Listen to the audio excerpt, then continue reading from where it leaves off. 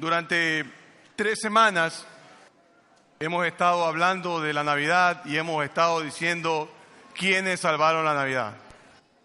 Y cuando hablamos de quiénes salvaron la Navidad, les presentamos la historia de 3 personas.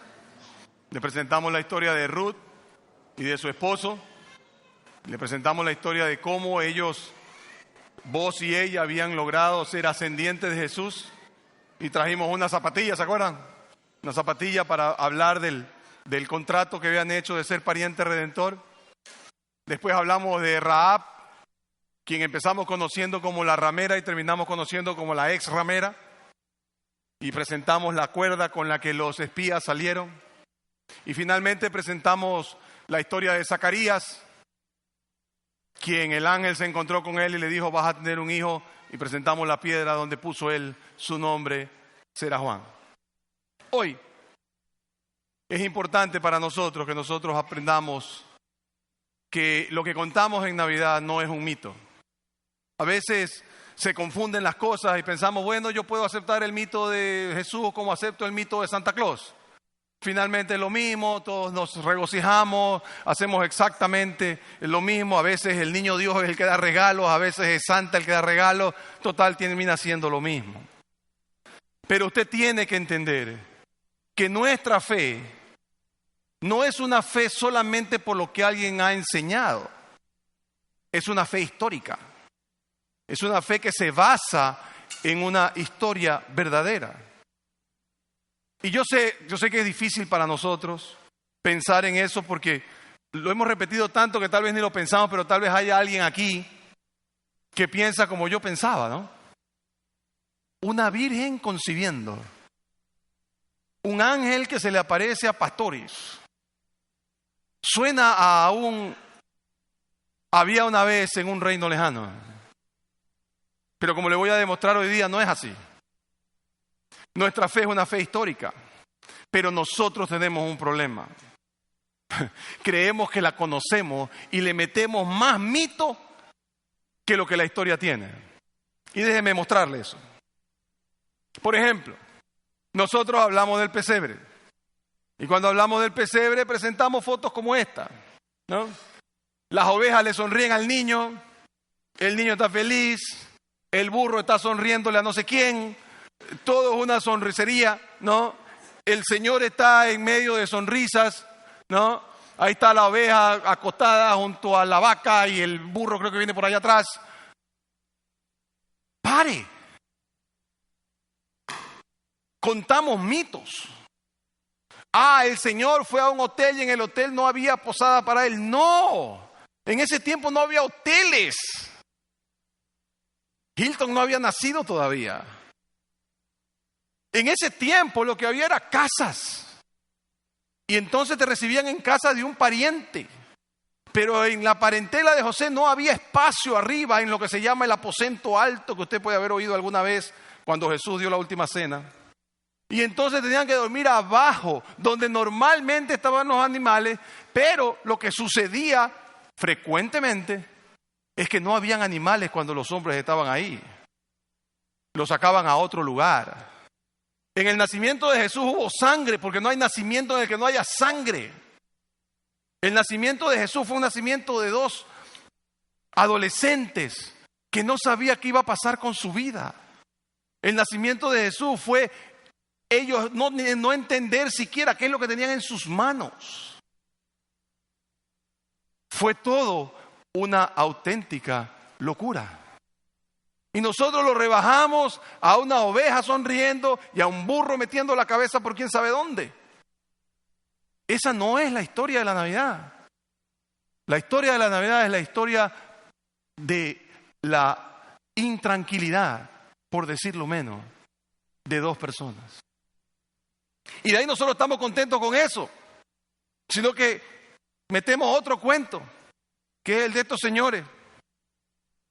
Los 3 reyes magos, que no eran ni reyes ni magos, eran 3 sabios de Oriente, descendientes de lo que se llamaría hoy día los medos y persas, los persas más que los medos, de donde ahora es Irán, donde estuvo el rey David, donde estuvo Daniel. Y Daniel probablemente les enseñó quién era el que iba a venir y qué es lo que tenía que suceder. Y estos señores, primero que en ninguna parte de la Biblia dice que eran 3. Tampoco dice que uno era negro. Lo más probable es que ninguno era blanco, porque no hay blanco por allá. Y no pueden andar en camello, porque ellos no usan camellos, los camellos los usan los egipcios. Los persas son los mejores caballos del planeta, si usted no sabe. Así que es muy difícil que ellos hayan venido en 3 camellos. ¿No? Y no, en ninguna parte de la Biblia dice que eran 3. Y la otra cosa que no dice la Biblia es que ellos 3 entraron y estaban las ovejas, el burro, los 3 reyes y todo el mundo. Porque la Biblia es muy clara, cuando los reyes llegaron, cuando los sabios llegaron, ya Jesús estaba en una casa. Ya no estaba en el pesebre. Entonces, nosotros no leemos la historia, no la comprendemos, y una historia difícil la hacemos imposible, porque la hacemos un mito, porque la contamos como un cuento. Y si bien está bien que para nuestros hijos sea una historia linda y preciosa, porque lo es, tenemos que aprender a diferenciar ficción de realidad. Porque mi hermano, mi hermana, amigo que me escucha, nuestra fe es una fe histórica. Es una fe que se basa en hechos reales, que se basa en 2000 años de gente esperando una promesa. ¿Se acuerda que lo contamos con Zacarías? 2000 años antes de Zacarías, el Señor le hizo una promesa a Abraham. Y esa promesa se cumplió con el nacimiento del Mesías. Pero cuando la gente estaba esperando un Mesías, no estaba esperando un hombre que naciera de una virgen.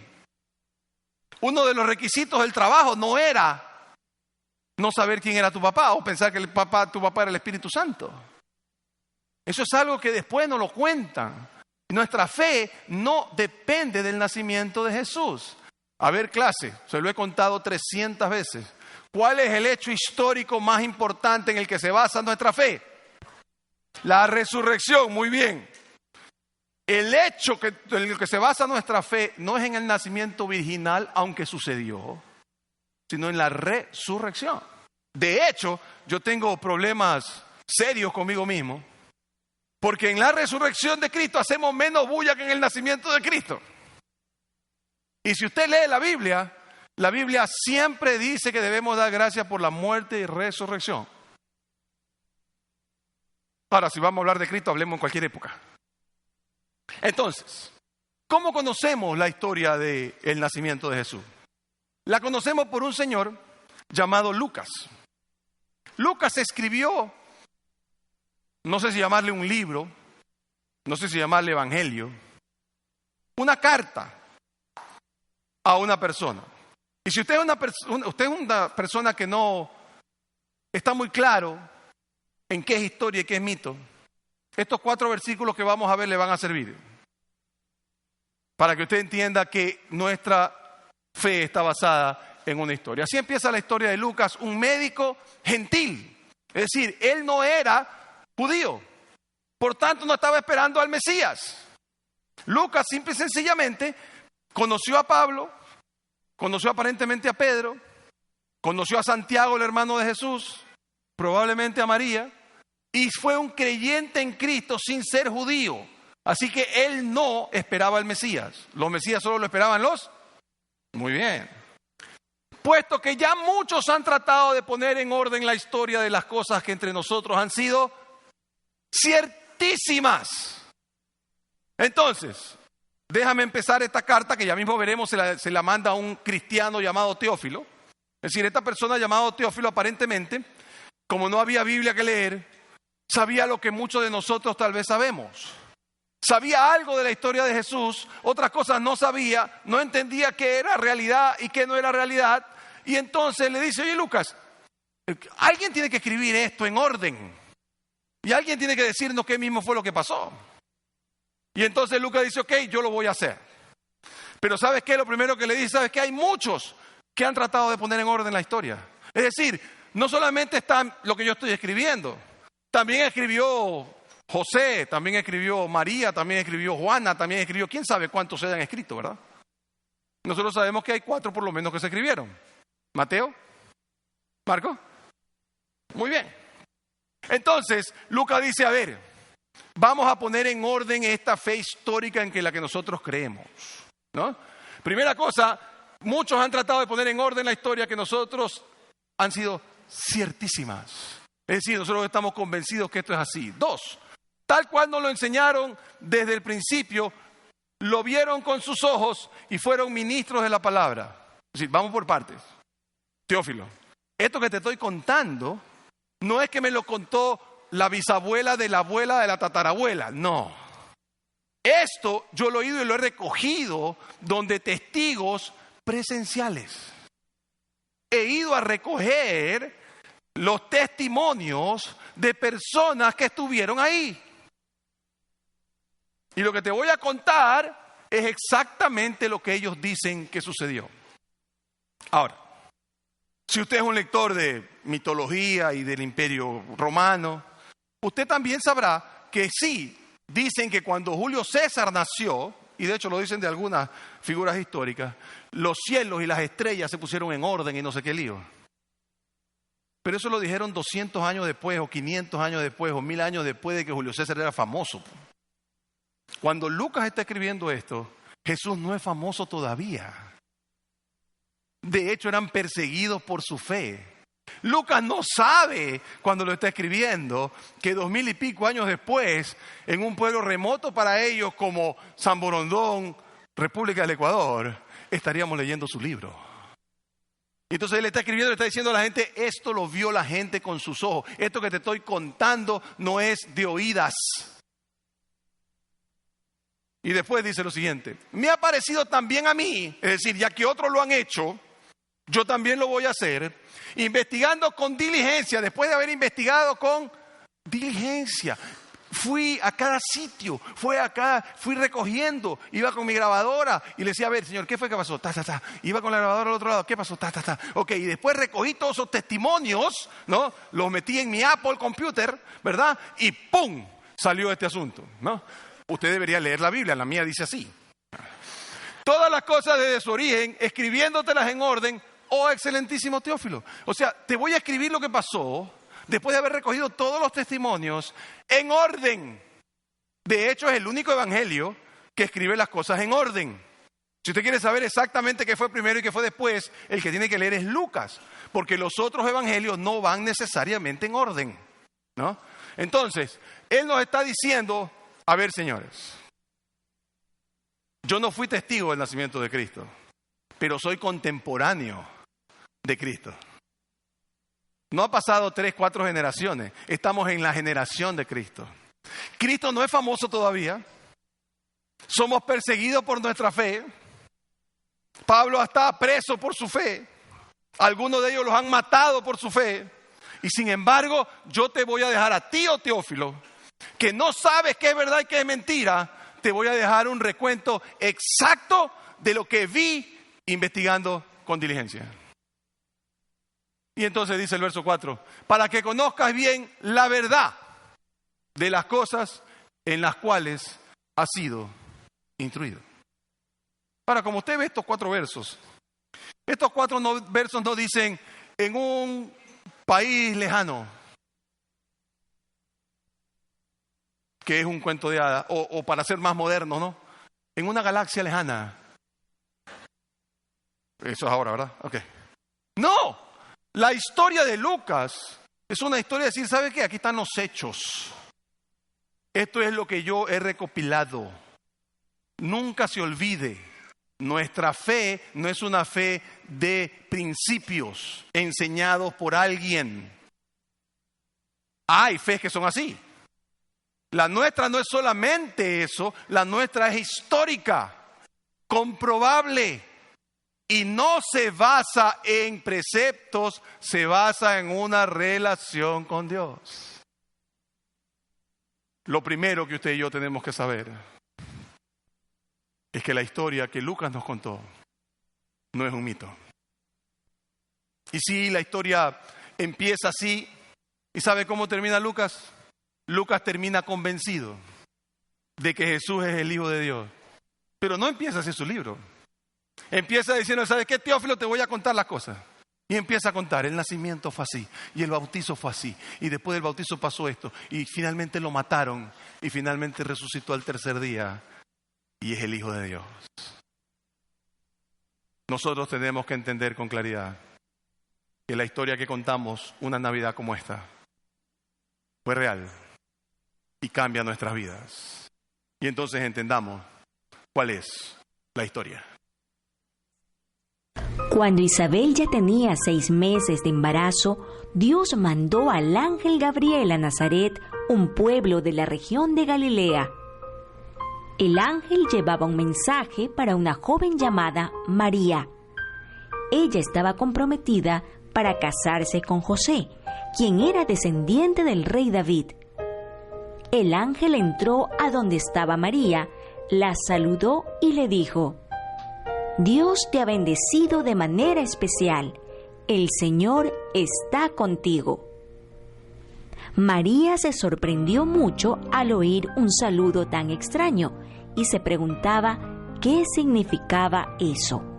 Entonces el ángel le dijo: No tengas miedo, María, porque Dios te ha dado un gran privilegio. Vas a quedar embarazada y tendrás un hijo, a quien le pondrás por nombre Jesús. Este niño llegará a ser muy importante y lo llamarán Hijo del Dios Altísimo.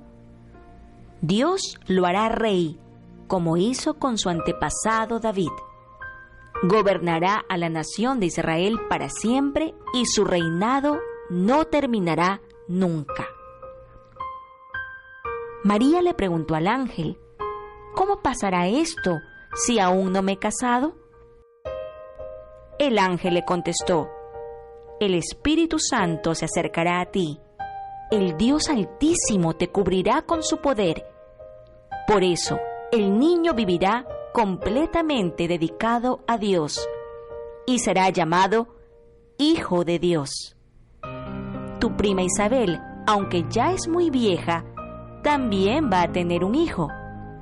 La gente pensaba que ella nunca podría tener hijos, pero hace ya 6 meses que está embarazada.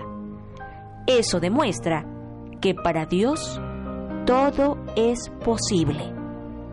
María respondió: Yo soy la sierva del Señor, que suceda todo tal como me lo has dicho. Y el ángel se fue. Y continúa Lucas con la historia diciendo así en el capítulo 2 del libro que lleva su nombre: Aconteció en aquellos días que se promulgó un edicto de parte de Augusto César que todo el mundo fuese empadronado. Este primer censo se hizo siendo Cirenio gobernador de Siria, e iban todos para ser empadronados cada uno a su ciudad.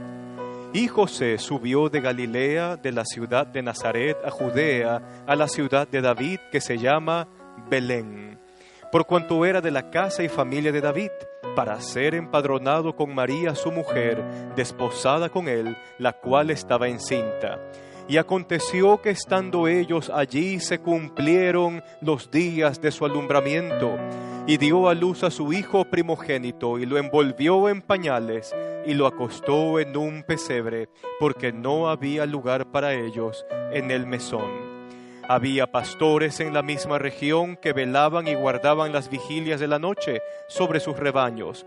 Y he aquí, se les presentó un ángel del Señor, y la gloria del Señor los rodeó de resplandor, y tuvieron gran temor. Pero el ángel les dijo: No temáis, porque he aquí os doy nuevas de gran gozo, que será para todo el pueblo, que os ha nacido hoy en la ciudad de David un Salvador, que es Cristo el Señor. Esto os servirá de señal: hallaréis al niño envuelto en pañales, acostado en un pesebre. Y repentinamente apareció con el ángel una multitud de las huestes celestiales que alababan a Dios y decían: Gloria a Dios en las alturas, y en la tierra paz, buena voluntad para con los hombres. Sucedió que cuando los ángeles se fueron de ellos al cielo, los pastores se dijeron unos a otros: pasemos pues hasta Belén y veamos esto que ha sucedido y que el Señor nos ha manifestado. Vinieron pues apresuradamente y hallaron a María y a José y al niño acostado en el pesebre, y al verlo dieron a conocer lo que se les había dicho acerca del niño, y todos los que oyeron se maravillaron de lo que los pastores les decían. Pero María guardaba todas estas cosas, meditándolas en su corazón. Y volvieron los pastores, glorificando y alabando a Dios por todas las cosas que habían oído y visto, tal como se les había dicho.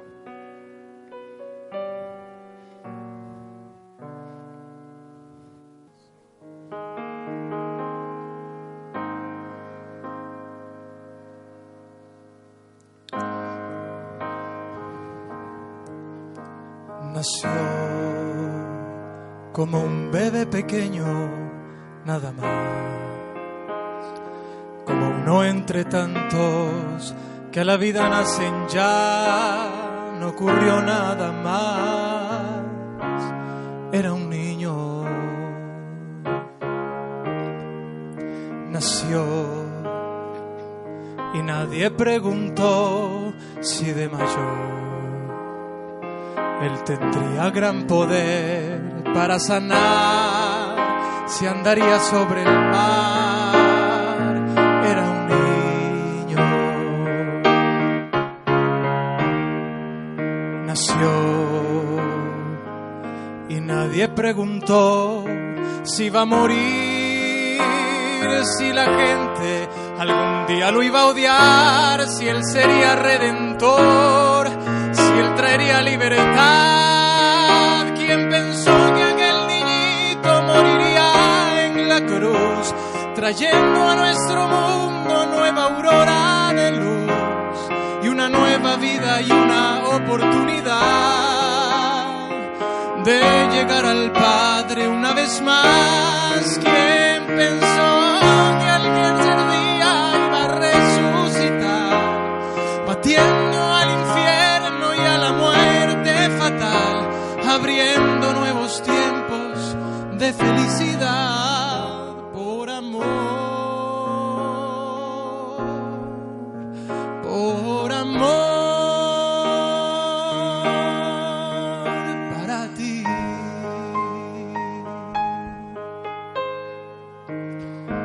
Hoy nuestro mundo se ha olvidado de Jesús, ha cambiado su victoria por placer terrenal, de su cruz queda ya un recuerdo.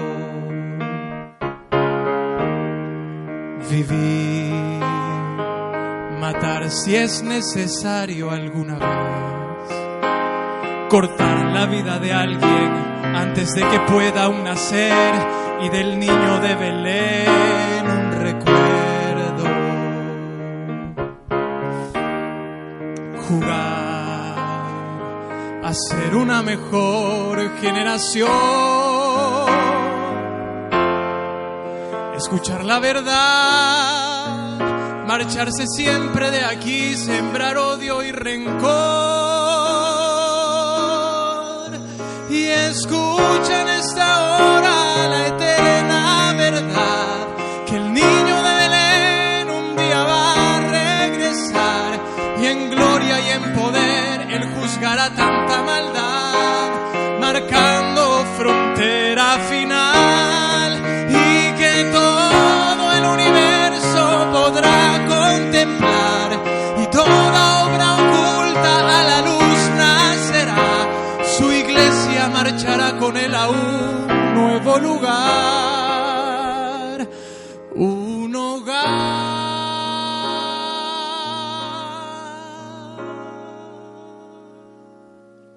que prepara ya.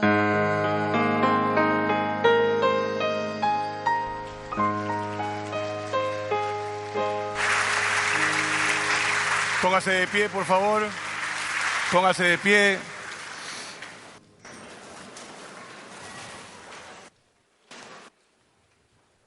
Pastor Tito nos va a conducir en una oración por Navidad. Pastor. Vamos a orar y allí con nuestros ojos cerrados pongamos nuestras vidas delante de Dios y oremos así. Señor y Padre, estamos delante de ti, porque tú has prometido estar cuando estamos nosotros en tu nombre. Y te damos gracias, Señor, porque nos permite celebrar esta realidad tan misteriosa y tan profunda de tu encarnación. El Dios eterno se hace hombre, tan igual a nosotros, para sufrir nuestras penurias, comprendernos y enseñarnos que en ti hay esperanza. Permítenos, Señor, evocar, sí, el nacimiento en el pesebre, pero también con la sombra de la cruz en ese lugar.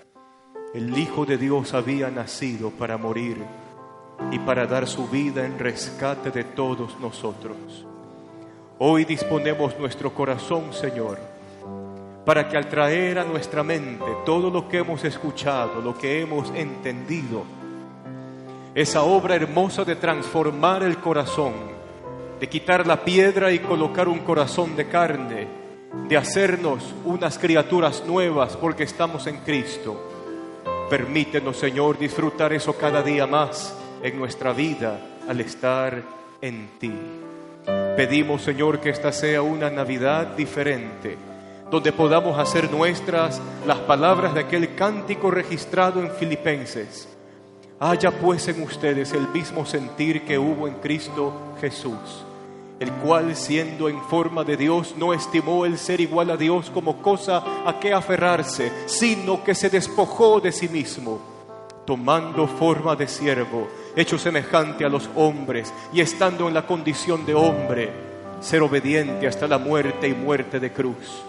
Por lo cual Dios le exaltó hasta lo sumo y le dio un nombre que es sobre todo nombre, para que toda rodilla se doble y toda lengua confiese que Jesús es el Señor, para la gloria de Dios el Padre.